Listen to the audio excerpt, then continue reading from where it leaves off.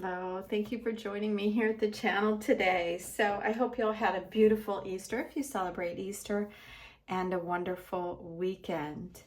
Today we have an interesting group. We have the Rider-Waite Tarot, Sacred Mothers and Goddesses, and the Ceccoli. And I still to this day don't know if I'm saying that right. It could be Ceccoli, I don't know. But it's a beautiful name, and that's the reason why I keep trying to say it in so many different ways, and then hopefully one of the ways will be correct. So I have those two because this really it's a very intense and beautiful deck. And what I love is all of these are feminine decks.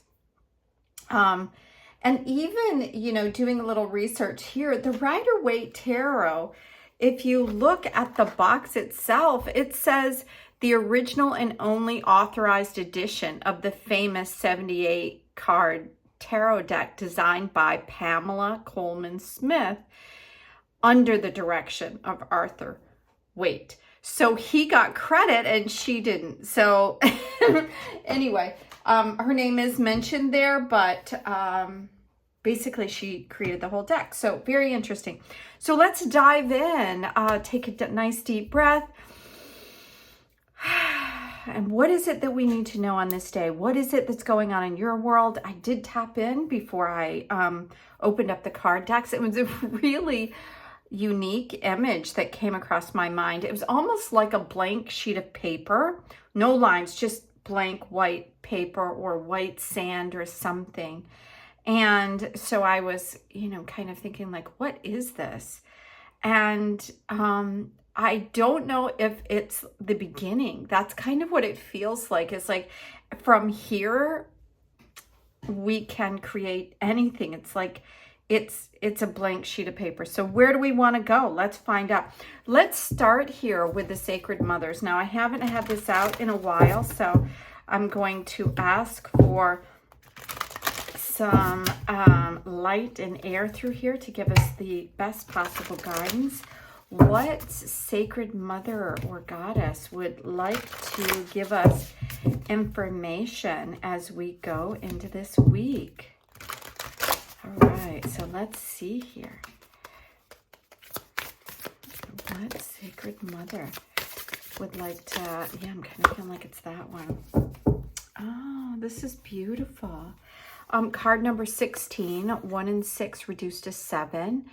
And that's around choices. Now, this is a very interesting card. I'm not familiar with Ixchel. Go right along with the theme of me not being able to pronounce names today. It says it's around fertility and healing. And this looks like a really soft deck. There's the dove of peace around her throat. She has all the phases of the moon there. The full moon, and then the waning, and the ebb, the ebb and the flow of the moon, the waxing and the waning. And she has a snake. I mean, it's hard to see it, but she has this snake kind of around her neck, and it's a green snake, which feels like maybe that's either the healing aspect, healing of the heart.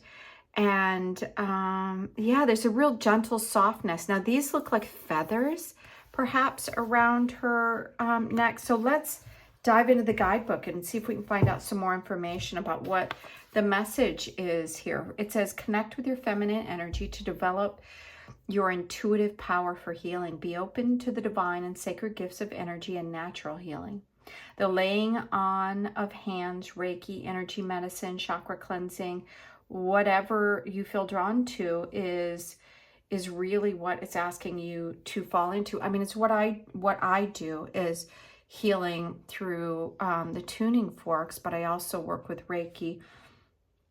And there is a softness, there's a gentleness around it, there's an allowing around that type of healing.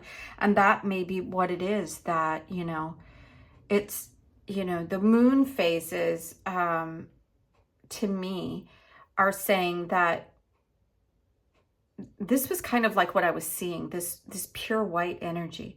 And that's kind of what it looks like here. Is it's the image that I got was pure white, and the white dove down here, it's telling us that there is an opportunity to see things differently or more clearly, and that possibly the healing that we need, we will find, will come across in a very natural way that maybe was unexpected. Because it's also talking about, you know, plant medicine, oil, shamanic medicine. But this particular goddess is a Mayan goddess of the moon. And the reason why she has these triple here is also she's considered a triple goddess, which is Mother, Maiden, and Crone.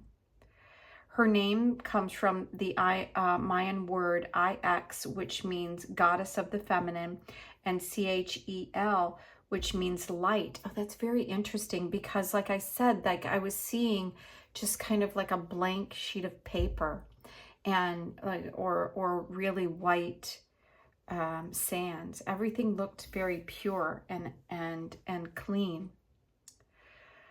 Ixchel is the goddess of the sacred light and is known as the Lady of the Rainbow. She is the giver of water and rain, and works as a powerful healer. Her companion animal is the snake, which is associated with shamans, kundalini energy, intuition, medicine, and the healing powers.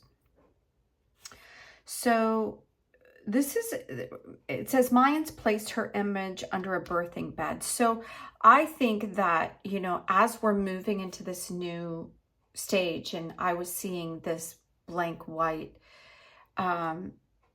image, it's like, what is the birthing, right? We just came through Easter and another full moon. And if you look at what Easter is, you know, it's like the resurrection of the birthing of something that let go of the past and became anew. And I'm going to read one more line that it says here. It says, women were to make 2 pilgrimage in their lives to this goddess. It says first with their mother, and the second with their daughters. And yeah, so it's also talking about obviously the phases that we go through as women, or as people in general, really. But the feminine energy, I feel like, is getting more and more powerful. And I think that's why I was drawn to all these, the women, and even this Rider Waite, the original. So let's ask for information from the Ceccoli deck. Ceccoli. Yeah, there's so many ways to say it. Okay, this is the one that kind of popped up. So this is card 24, which reduces to 6. And when you take all these numbers, you know, into consideration, bringing something together to create stability. And the 6 is about something here on the tangible plane, here on Earth. And what is that asking of this? Like this, she looks like she's hiding from this thing that should be, you know, a soft, cuddly thing, but it's very, very big. And, you know, the little girl in the playroom, what I'm feeling from this is like things aren't always as they seem. Like sometimes we, because she has a small version of this, and the card itself is around strategy. It's like how to get away from or around something that you don't want to encounter.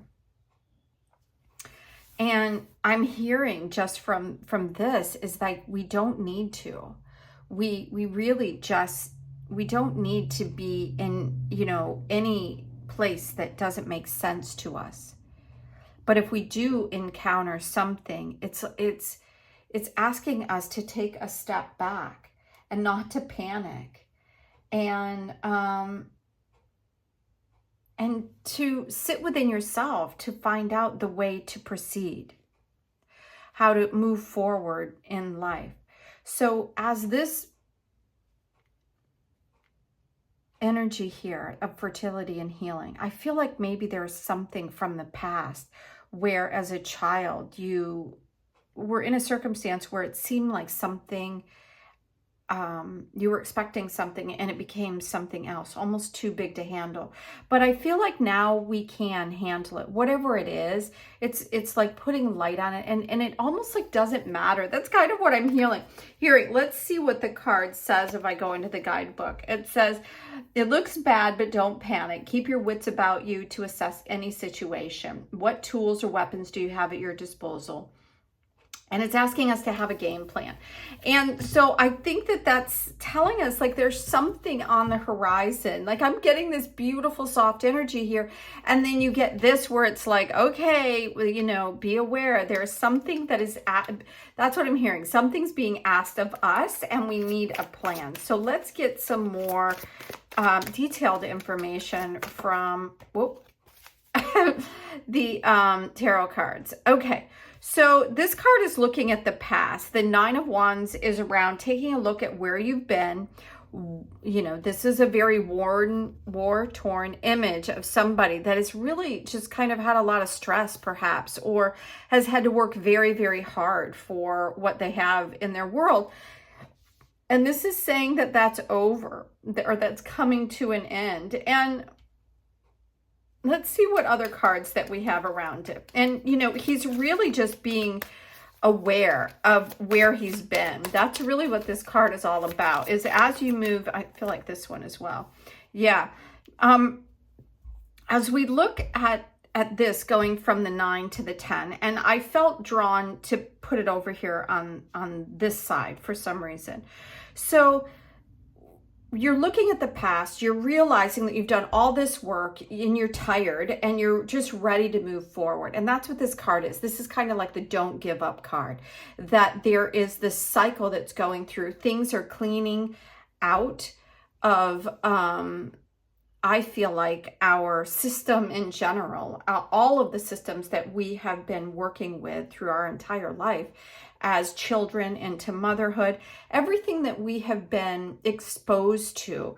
There's, I feel like there's almost like I'm seeing a board with an eraser on it. Not the blackboard, but the whiteboard. And it's literally clearing everything away and asking us to assess what's going on here and what are we afraid of? What are we still holding on from the past? What have we allowed to become bigger than it actually needs to be? Because stepping into the 10 of Cups is stepping into the fullness of your heart, the things that you really want to experience, celebration, love, a new earth, a new world.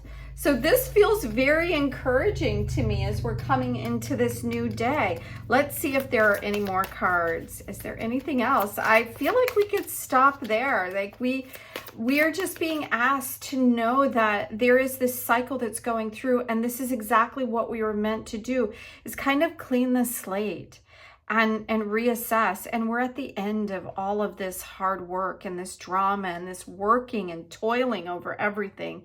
And it's really time to assess where you want to go, what you want to do, and to move towards the new earth. That's really what I'm hearing. So thank you so much for being here at the channel. I'm delighted to be able to read for each and every one of you every day. And if you like what I have to say here on the channel, then give it a thumbs up. Until tomorrow, have an amazing day. Bye now.